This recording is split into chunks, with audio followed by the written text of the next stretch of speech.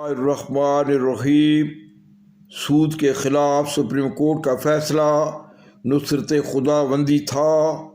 بدقسمتی سے حکومت نے عمل درآمد نہیں کیا۔ حکومت سے مطالبہ ہے کہ فیڈرل شریعت کورٹ اور سپریم کورٹ کے فیصلہ جات پر عمل کیا جائے۔ سود ایک دجالی نظام ہے اور مغرب نے اس نظام کو رائج کرنے کے لیے بڑی محنت کی ہے۔ لوگوں میں خوف خدا ہوگا تو سودی نظام ناکام ہوگا۔ سود کا خاتمہ قریب ہے۔ ہم نے اس کے خلاف جدوجہد جاری رکھنی ہے۔ ان خیالات کا اظہار مقررین نے لاہور پریس کلب میں عوامی رابطہ مہم کے سلسلے میں انسداد سود کنونشن سے خطاب کرتے ہوئے کیا۔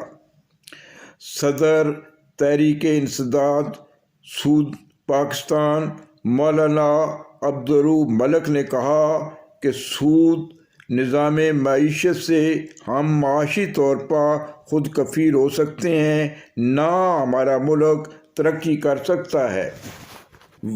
وفاقی شرعی عدالت اور اسلامی نظریاتی کونسل قومی ادارے ہیں، آئینی ذمہ داریاں پوری کریں۔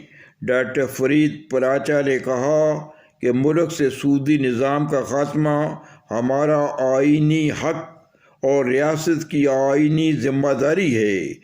بدقسمتی سے اس ذمہ داری کو پورا کرنے میں حکومتیں ناکام رہی ہیں۔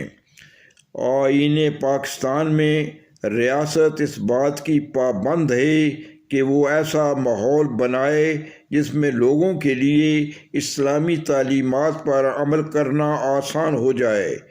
وطن عزیز معاشی بحرانوں کا شکار ہے اور قوم کا بچہ بچہ قرض کے بوجھ تلے دبا ہوا ہے۔ اس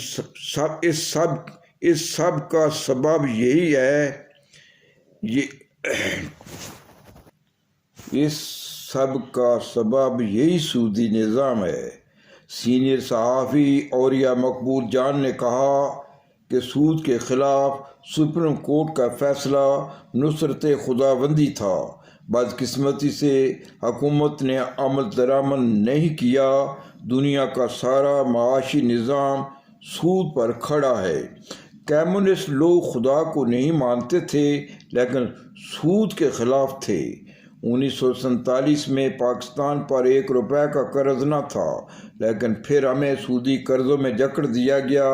سود کے خلاف عدالتوں میں جانا اصل میں ٹرک کی بتی کے پیچھے جانا ہے۔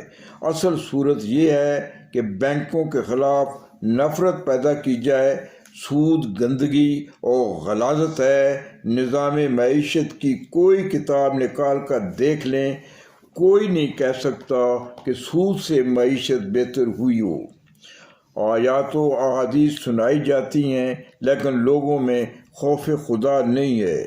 علماء و دانشور لوگوں میں خوف خدا پیدا کرنے کی تدبیر کریں۔ لوگوں میں خوف خدا ہوگا تو سودی نظام ناکام ہوگا۔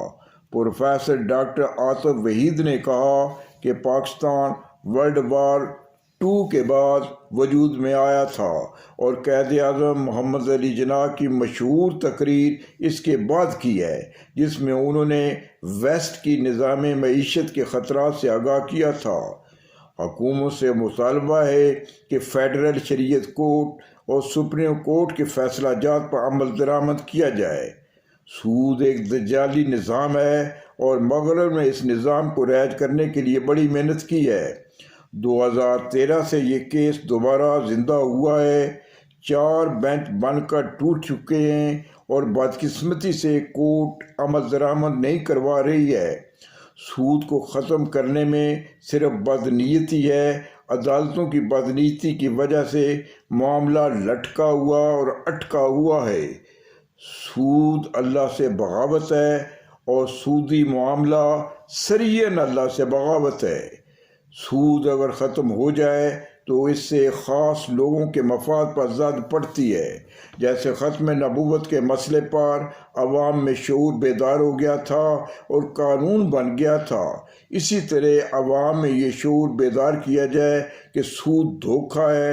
یہ نظام سود نہیں چل سکے گا، یہ نظام سود نہیں چل سکے گا، یہ نظام سود نہیں چل سکے گا۔ اس تحریک کو رکنا نہیں چاہیے۔ ہم اللہ کے ہاں جواب دہ ہیں کہ ہم نے کیا کہا۔ سود اللہ کے قانون کے ساتھ مذاق ہے اور ہیلا سازی ہے۔ سود کے خلاف کوشش نئی عن المنکر ہے۔